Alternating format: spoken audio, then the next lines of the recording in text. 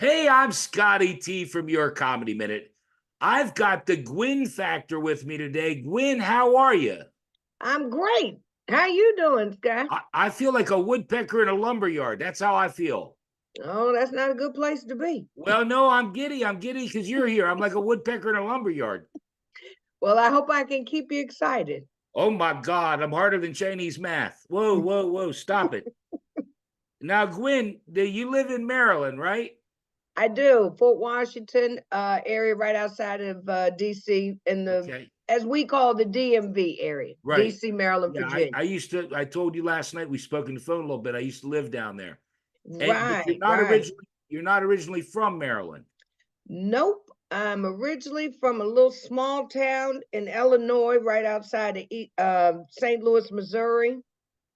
Okay. Um, East St. Louis and Alton, Illinois is where I was born and raised, as I like to say. But I've made my home here. I've been in this area a little over 40 years now. Okay. Okay. And can I ask you, what brought you to Maryland from Illinois? Well, I moved here to go to college. Okay. Is how it started. And then when I got here and I saw Yeah. how well Black people was doing here, Okay. I saw that people was not necessarily concerned about what my race and ethnicity Right. Right. was as Right. much as it wasn't as racist. It was a lot Okay. more diverse in the DMV. Okay. So basically, I turned into my boy from the Harlem Nights. I called home and said, "Tell your mom I ain't never coming home. I'm gonna be here in DC forever." Hey, put your mom on the phone. Hey, I ain't coming home Put no your more. mom on the Okay. phone. I ain't never coming I home. see. I see. Now you're already starting up. Uh, I you're already starting up. When you're giving it away. When did you start doing comedy? Tell me about that. well, that's a little trickier. As I like to tell people, ask me why did I wait so late in comedy, and I really did want to start when I Well, was younger. that was gonna be my follow-up question. In other words, the first question is when did you start and why did you start? So, my first time ever on stage, I was 54, Okay. 54 years old. Okay. It was the very first time I got on a stage, and I did that first 7 minutes, and it was freaking amazing. And I was like, Okay. this is what I was meant to do. I know it was. But what got me there after so many years is um, about 2 years prior to that, I was diagnosed with breast cancer. Wow. And when I got through the breast cancer journey, I realized that life is short. Yes, ma'am. And I had done all the things, like I grew up, my parents were like they were from the silent generation. So, and Right. them being not too many generations away from slavery, they were very big on education. So Right. we had to respect, you couldn't go to your parents and say, you know what, I think I want to entertain people and make people laugh.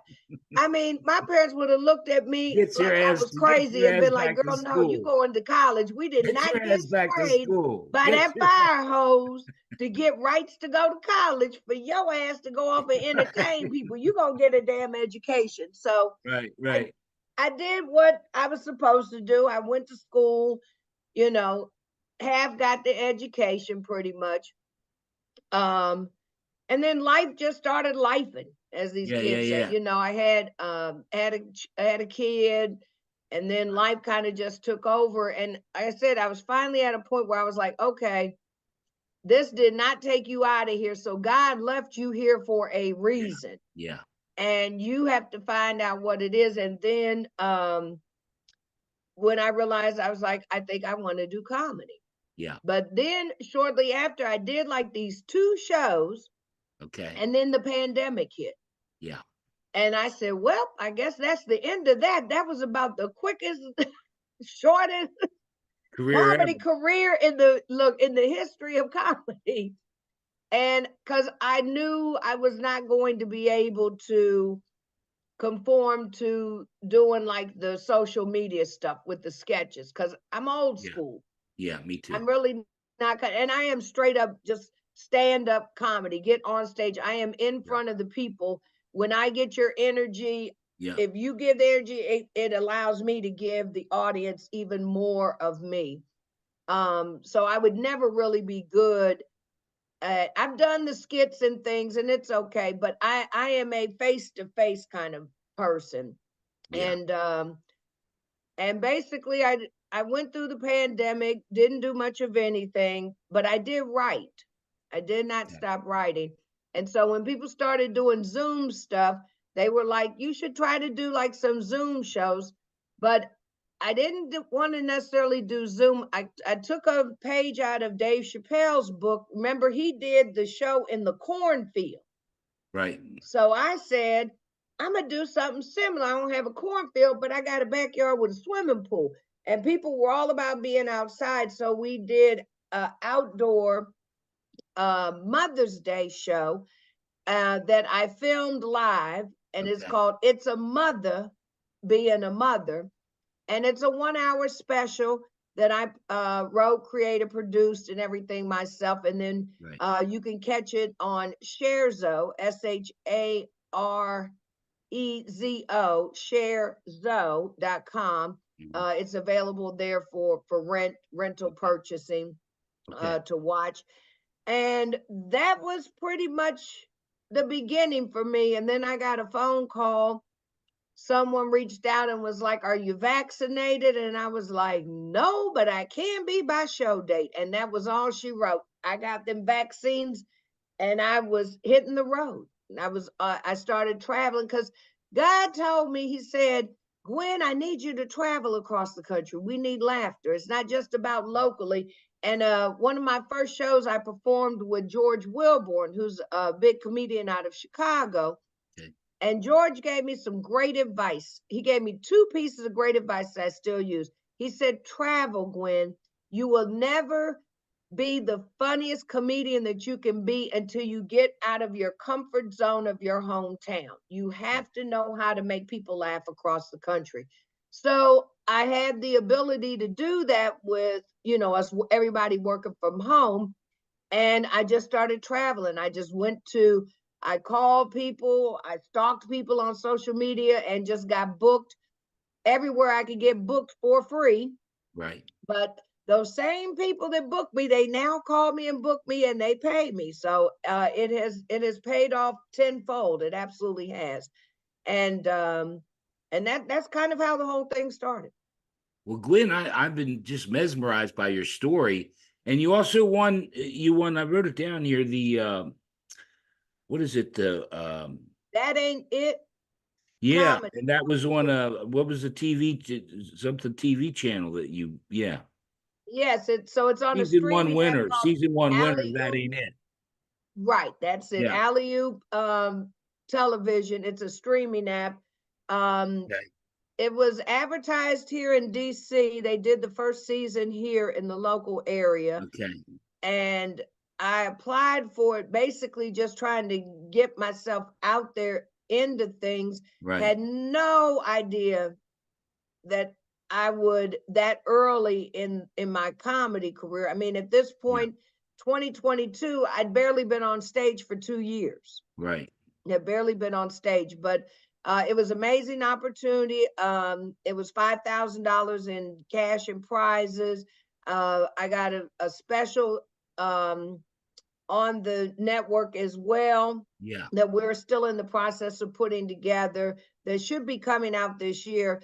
I then hosted a cooking show, Okay. uh, which is called Munchin and Luncheon with the Gwynn Factor, which is also on Alley Oop Television. But Okay. it opened a lot of doors for me. That contest really put my name out there, and my phone started ringing. I really started getting Wonderful. booked after Wonderful. that.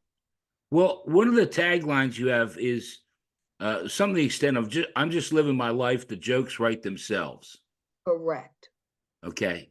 All my material is nothing but truth.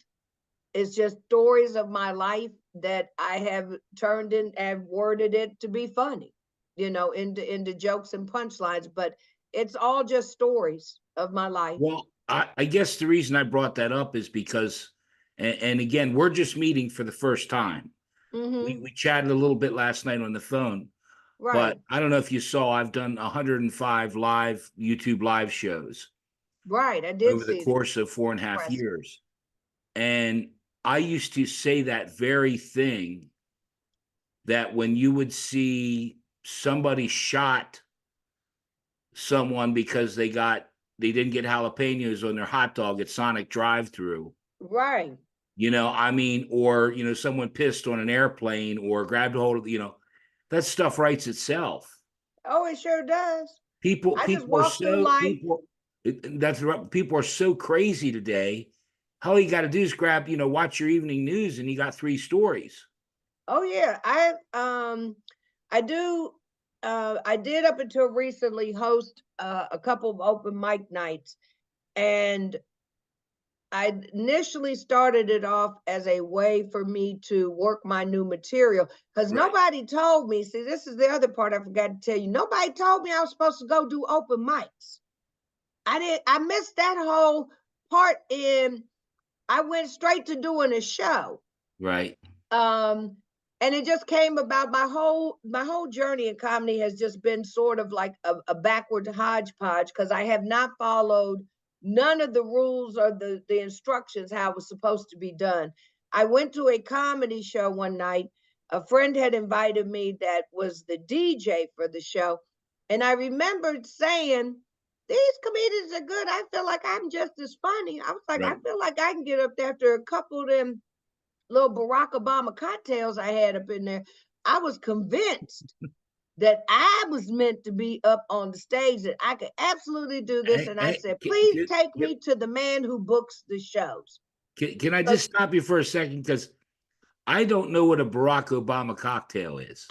so it's just a drink they named after Barack Obama, but it Okay. had a lot of varieties of liquor in it. And after Good. two of them, your girl was feeling no pain. I was Okay.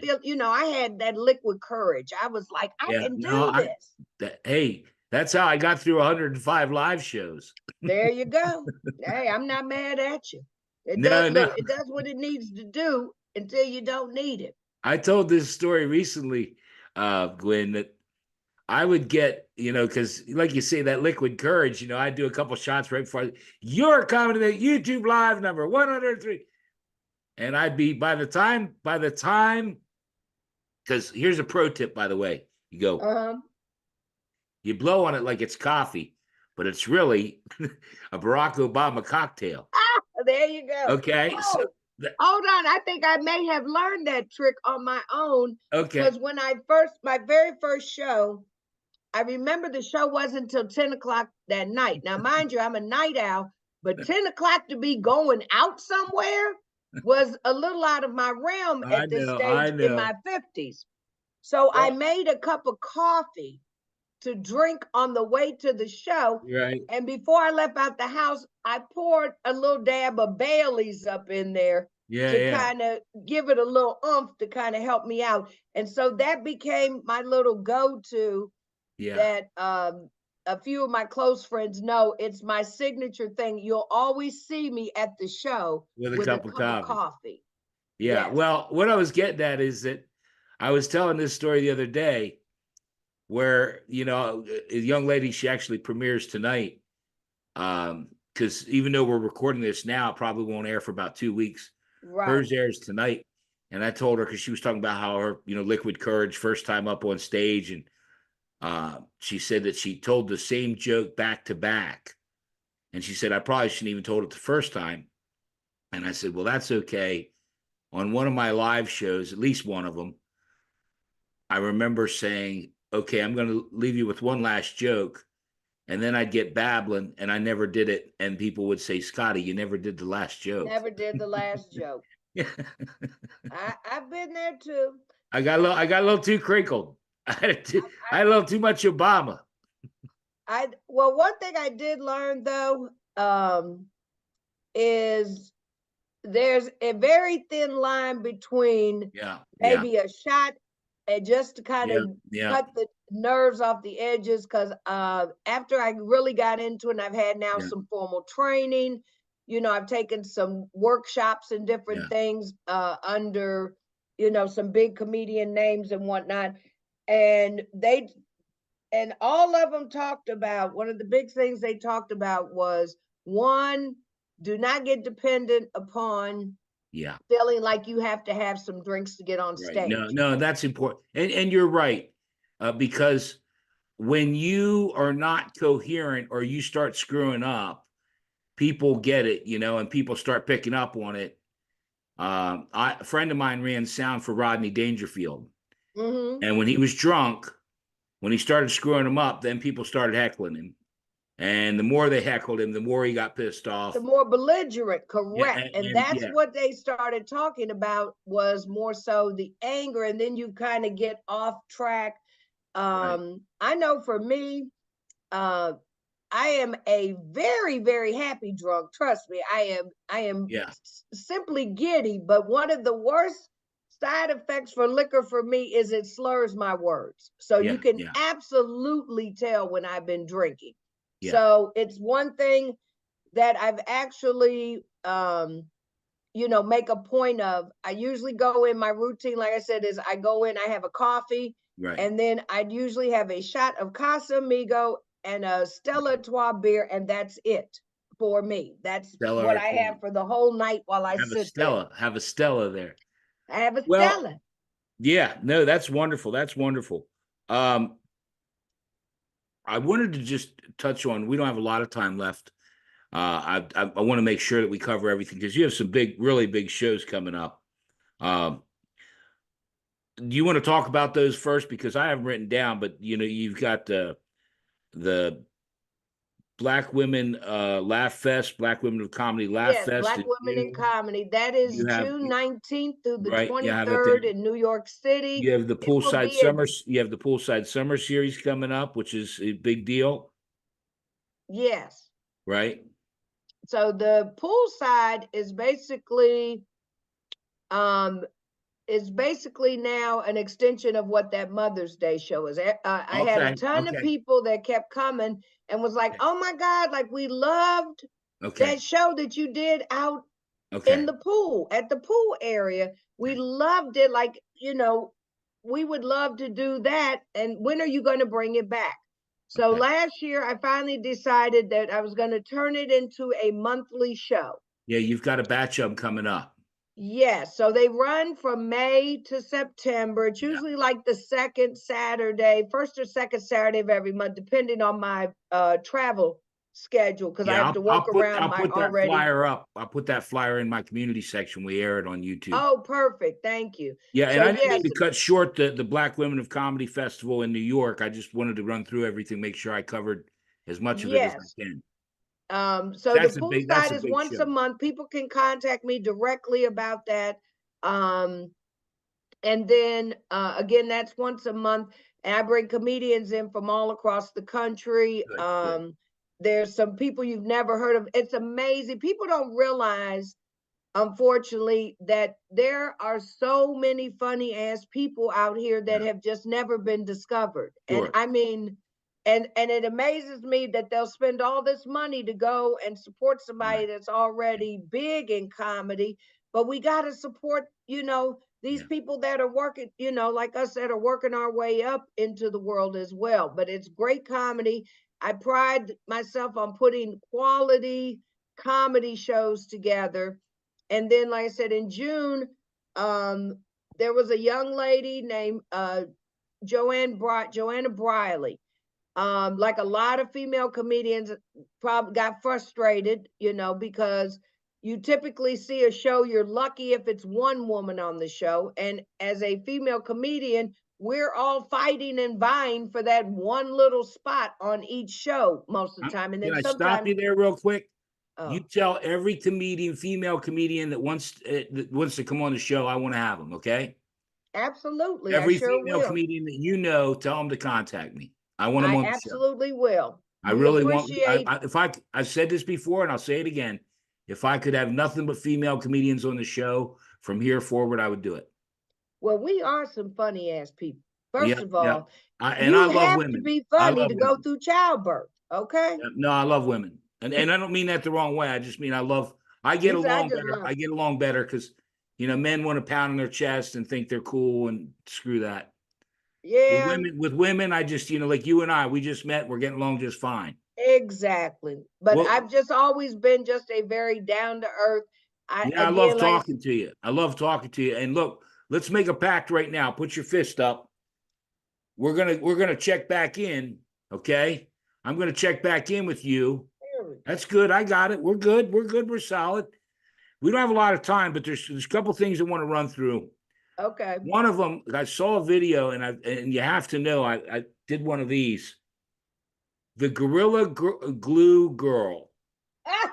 Yeah. Now, just before you start, you may not believe this, but I actually, when I first started your Comedy Minute 4.5 years ago, I would get on and I would do a minute every day of shit that happened. Uh-huh. And I caught wind of the Gorilla Glue Girl. And then I followed up a couple weeks later when she sued Gorilla Glue. Yes. And I was like, oh my God. And when I saw your video, I said, I got to touch on that real quick. Oh yeah, because that was funny. You're right. She sued, got paid, got this Yeah. fabulous Beverly Hills plastic surgeon that paid to get the glue all out of her hair and everything. But again, I just go things, and this was just from my perception, because like I said, all of that was crazy. But the craziest thing about all of it was her damn name. Because I was like, who in the hell to name this damn girl? What was her name? Do you remember it? Tessica. Oh, yeah. Tessica something. Yeah, I remember It that. was a combination of Tessie that we used to put under our arms and Jessica. Yeah, And she Tessica came up with something. Tessica. Well, Sounded listen, like we don't have a lot of time left, and I apologize that we ran a little short. We had a little technical difficulty here, I'm but sorry. no, I no, no, don't apologize. apologize. Please don't apologize because I'm enjoying it. We could go on for hours, I but could I wanted to definitely make come sure back we. another time. I've Oh yeah, no, enjoyed. we're definitely going to catch back up, but I wanted to make sure that we cover everything. And before we do any more Harlem Nights, I wanted to get your Comedy Minute. Do you remember me talking about that? Yes, we Well, did talk about. first, before you start, make sure we cover everything. If there's anything you want to tell the people, in other words, I have your YouTube channel. I think you have. I know you have Facebook. You have an Instagram. Do you have TikTok? I do. The Okay. Gwynn I Factor I on will put TikTok. all those links in this when I air it. But I want to make sure we cover everything. You've got the summer poolside summer series, Got that. big thing in New York. And now my comedy minute. Like this little dog in Pontiac's gonna do something for you. So I wanted to do one quick thing, because you had asked me earlier about why I had waited so late in life to do Well, comedy. yeah, you covered it a little bit as far as and congratulations, God bless you got through the breast cancer. And Thank you, I thank you, find that thank I you. find that with a lot of comedians that it takes, their father died, their mother died or something, and that really spurs on, or some tragedy in their life or something spurs on starting doing comedy. Right. Right. But I tell people I wanted to do comedy when I was young. I Yeah. did, but I was married at the time, and my husband had a problem with me spending so much time out in Yeah. the streets doing the research and whatnot. Yeah. Now, I don't know why he was getting all upset. I mean, how was I supposed to be able to tell a big dick joke if I ain't never had one? That was, so needless to say, we didn't make it. Yeah. We didn't make it. Ooh wee. Damn, that was sweet. I love that, Sugar. Thank you. I love that. So was that your Comedy Minute? That was my comedy minute. Really? Oh my goodness. That was good. I like it. I like it. That's usually the That's a joke. great You know joke. how when you meet people and they always say, "Oh, you're a comedian. Make us laugh. Say something funny." Yeah, yeah.